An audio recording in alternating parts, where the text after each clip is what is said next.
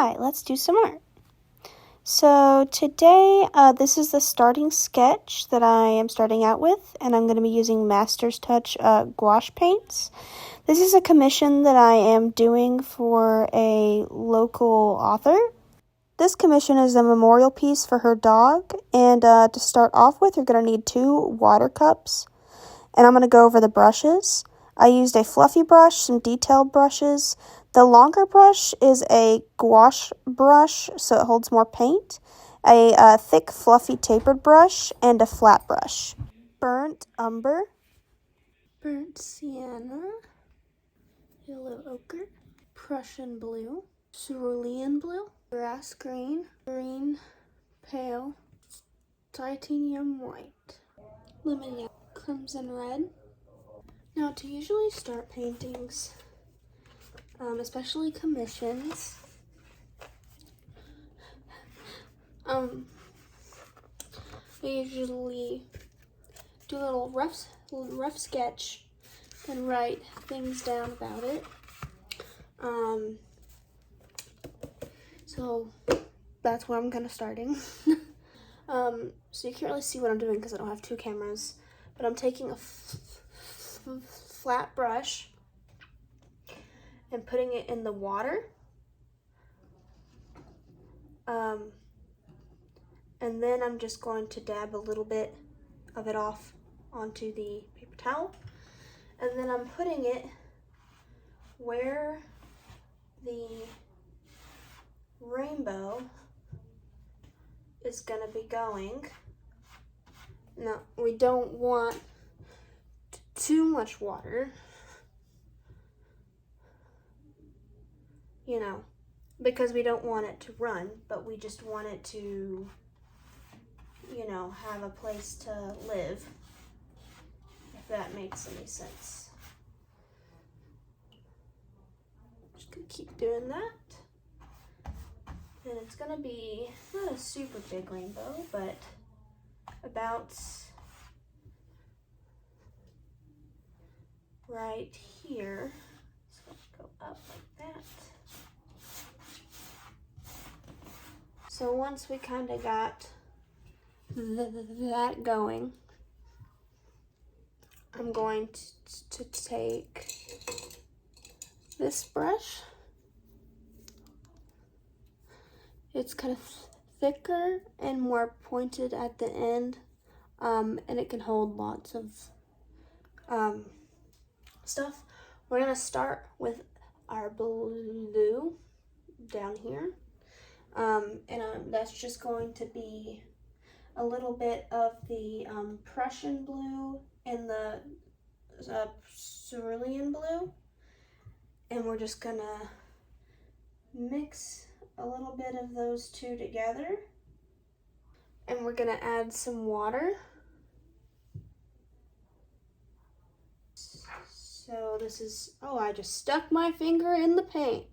This is the kind of color we're going for. Maybe just actually a little bit lighter. So I'm gonna steal. Actually, good thing I stuck my finger in the paint. We're just gonna cram that right there, because that's just, oh God, please don't. I thought my hand was gonna make that jump across the room, but it didn't, so we're good.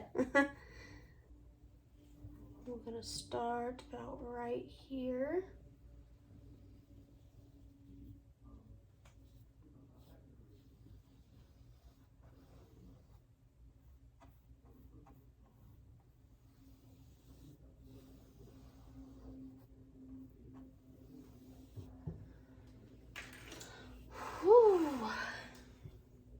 Just gonna keep going.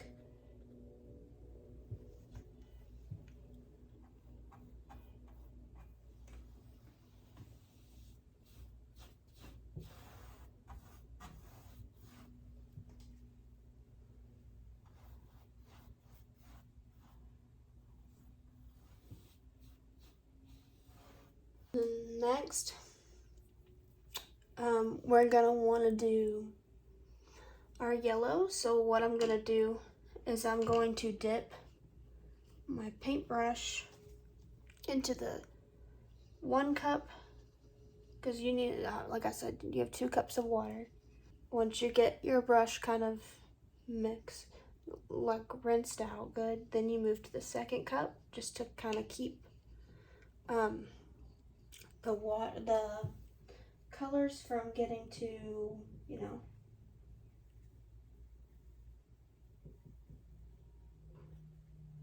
and keep in mind you don't want to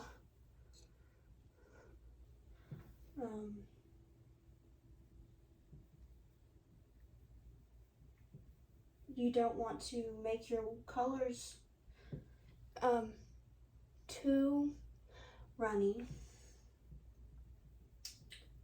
You don't want them running down.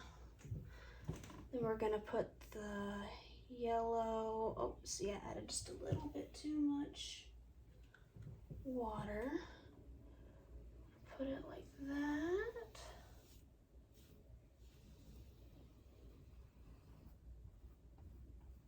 I'm filling in the bits away from the blue first, and you just want to go right along the edge. Once you do actually get that yellow filled in, you just want to go right along the edge there. And I'm just gonna be recording painting the rainbow, and then after that I'm switching to a time lapse, and then I'll do it in segments. Now that we've got the yellow, next we're going to do red. And same thing, we're gonna wanna make it, oh, not on the dog, not on the dog. See, I added a little bit too much water there. And usually with gouache or watercolor paintings or oil paintings, I usually start off with a base, like an underpainting. However, I'm not doing that this time just because there's so many details. I'm a little worried about it all kind of sopping together, I guess you could say. So I'm wanting to avoid that.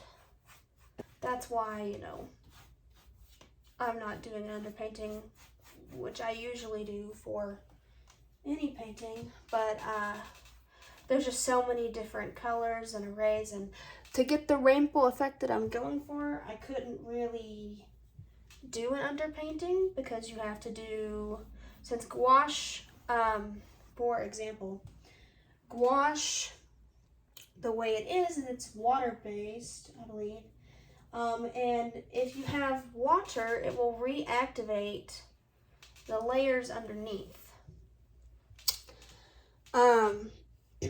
So it'll reactivate the layers underneath, and I wanted to, I didn't want the rainbow to look too cartoonish. I wanted it to actually look like a real rainbow, which I'll show you here in a second how I'm doing that. Or as kind of real and I guess misty, and then, you know, as much as I could get it. We've got our brush again. And now I'm going to take a little bit of the red, which is the red from before, and I'm going to be mixing it in with the blue. I kind of like to wing it and see how it goes, which I guess is not great, but, you know, sometimes I like to change my decisions halfway through the painting. I don't really like having stuff to be concrete, even colors, just because sometimes I get them, if I mix up a bunch of colors and then I change my mind and I'm like, oh, I don't really like the way this looks, then, you know, I don't want to be having to really kind of repainting over a bunch of stuff. We're gonna put the purple right there. Okay, so now that we've got the main colors on there, we are going to take the same flat brush from before and dip it in the clean water cup. and kind of just pat it to where it's just barely damp. I'm gonna blend it out.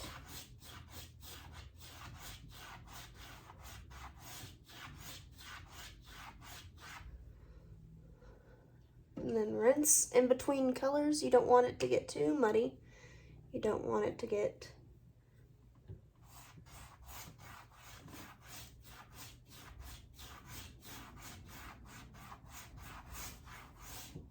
see, and then you got that nice green going in there.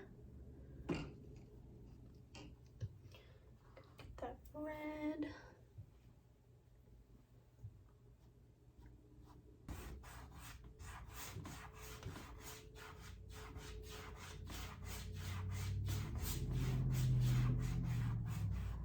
A little bit more water. A little less. And then blending out the top bit into,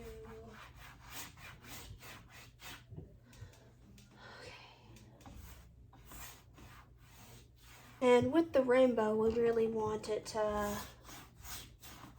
also dry before we start the sky, you know? Just, woo, nice. This is the rainbow before it dries. Getting the blend of the greens and the purples. That's what it looks like from afar. So while that's drying, I'll probably start working down here. For the ground, since in a lot of the person I'm doing this for, which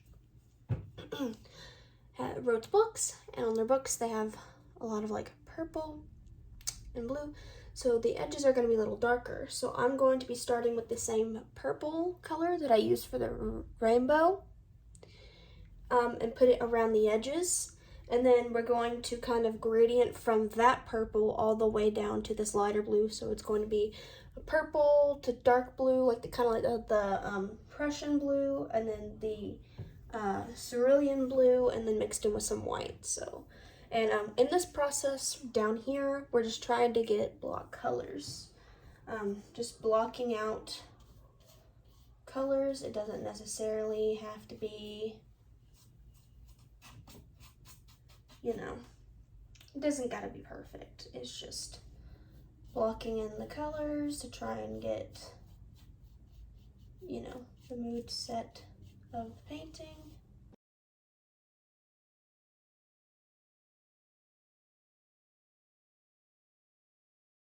Okay, so this has just got the base colors.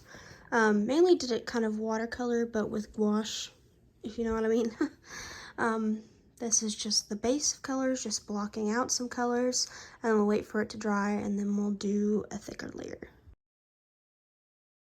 Now, as far as references go, I can't obviously look at my phone at the same time I'm recording, so my friend gave me this Instax photo printer, and I just print off references and things like that. That way I can have them right in front of me. So I've moved the camera angle just so I'm gonna do the details, the plants and the letters, and the bridge first. Just because whenever I do the ground and blend, I don't want to lose these vines because the pencil is very, very fine. But I was going to show you the references. This is the Polaroid for the dog. His name is Mordecai. He's Pembroke, Corgi. And then Gladiolus, or Iris, I can't remember Iris's. I think these are actually violets. Lily of the Valleys. Can't really see it. And then the daisies. And then this is just a piece of artwork that I found on Pinterest. I'll have to look it up to see who did it. Obviously, I'm not copying their exact work, obviously, because it looks much different. I just liked the vibes, and that's the kind of vibes I'm going for. So these, and with this painting, just to use these as references, and then also since they don't have any personal meaning to me, and they would have much more personal meaning to the person who I'm giving the painting to, I'm going to make a little booklet with all of these little Polaroids that I'm going to attach to the back. With this time lapse, I'm just doing the details mainly on the flowers. I started off with blue as the shadows of the flowers, and then went in with white to do the details and the highlights, and then I would wet my brush just a little bit to blend out the colors. Same thing for these flowers. I started with white in the center, or yellow in the center, sorry, and then white, and then just blended them, and then went back in and added the colors, since they're violets, I believe. Sorry, my head is getting in the way. Then I started adding the purples and colors into the ground and kind of going around the flowers, and just kind of wetting my brush and then placing it on the the paper towels to not be so runny, and then to blend it. For the borders, I'm using this metallic gold acrylic paint to make it look like one of the author's book covers. Then this, I'm doing the same thing with the vines in that flower that I did with the previous flowers, and also the ground. Same thing, just going in with the purple, blending it out with a very damp brush, being careful not to let it run. Going around all of the vines was kind of difficult, but, it is what it is. This is stills of the details after I got done, and this is the overall shot. And then this is the next day. I'm just kind of blending the ground a little bit more, blending the sides, and then I'm going in with a dark purple for the tree. And then I'm going to go in with a lighter purple and a kind of lilac-y color, just to do kind of the bark, almost make it look like it's glowing and it's all purpley.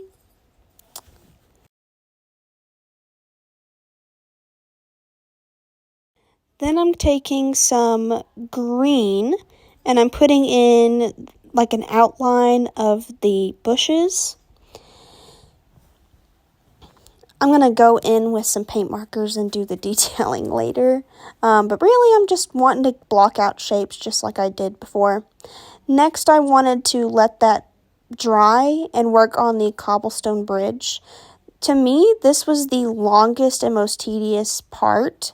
I wanted to fill in the cracks and do the dark shadow in between the rocks first to make it kind of give that illusion of that the cobblestones were actually sitting together, on top of each other almost. So I was just going in after I got the dark bit around them. I just went in with a gray and kind of filled them in, careful not to cover up the darker gray, almost black. And I just kind of did that all up the bridge, basically.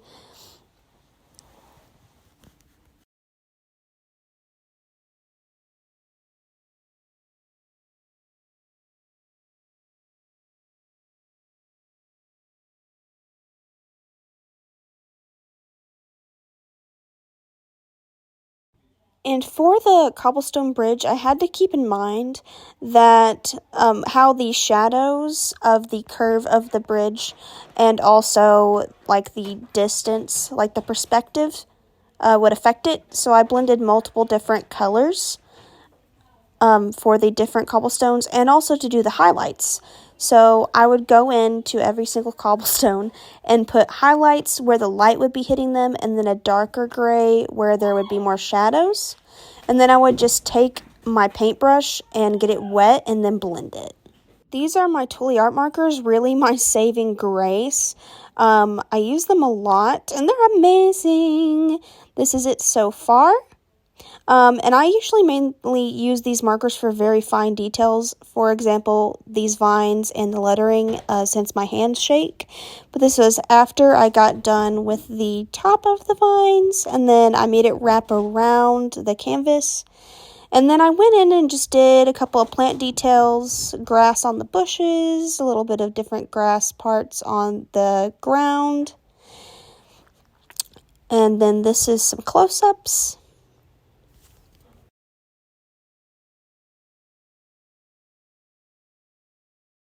So this is it so far, minus the dog.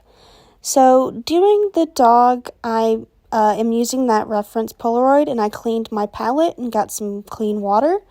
I'm basically just blocking out the different colors, the dark bits of fur, the light bits of fur, filling in the dark and gray in the nose, putting a little bit of highlights. Really blocking out colors and blending with a damp brush is going to be my best friend here. And then I went in with a light brown and then a dark brown in the eyes, and then put in the gray dots. For the eyes, I have this white oil-based paint marker. I thought the tip was going to be a lot finer than it was, so it ended up going on pretty blocky. And I was like, it's okay, I can make this work.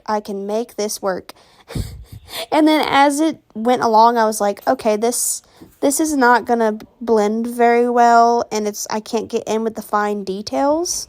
So later on, I ended up just blending it out, and then also mixing like a very, very light brown, and then redoing the shadows in the eyes using a dark brown.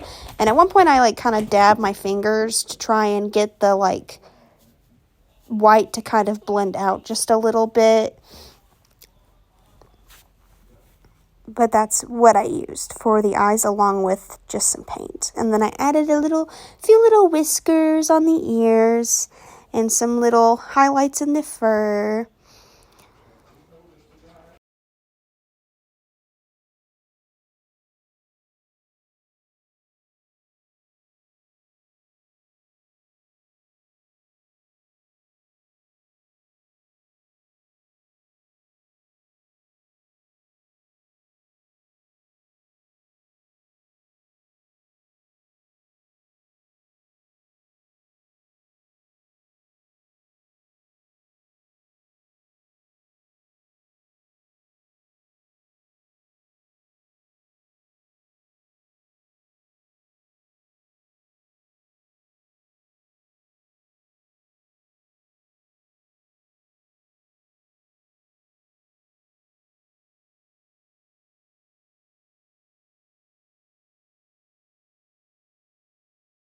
I added some gold to the lettering to really make them shimmer and pop, but this is the finished commission. Next, I'm taking the Polaroids from earlier, and this is a little secret. Shh, there's a little surprise for the person that I'm getting it for. I'm basically just writing them a little note, putting the little Polaroids. I got these envelopes and stamps from Hobby Lobby. So this is just me doing it. I'm using some craft scissors, so I'm just going to cut around them.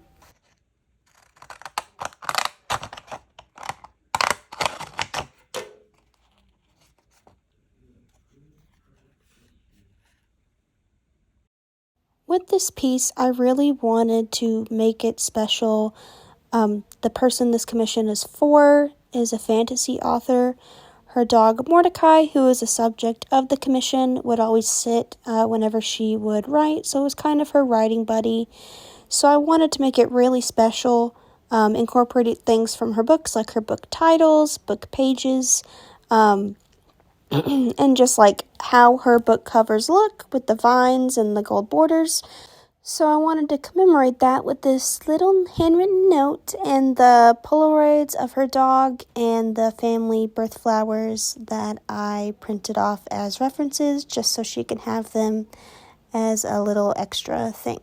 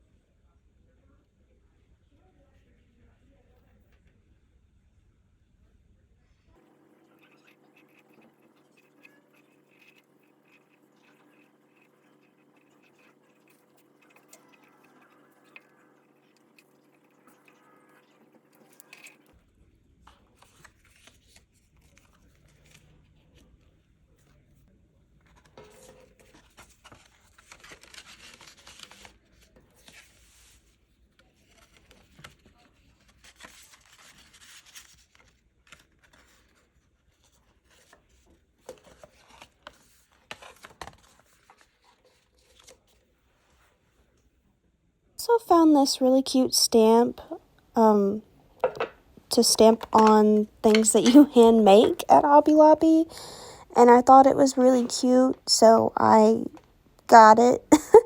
And I just stamped it on the back of the wood of the canvas. Thank you for watching this video. Now these paintings are ready to go to their new home. Thank you for watching.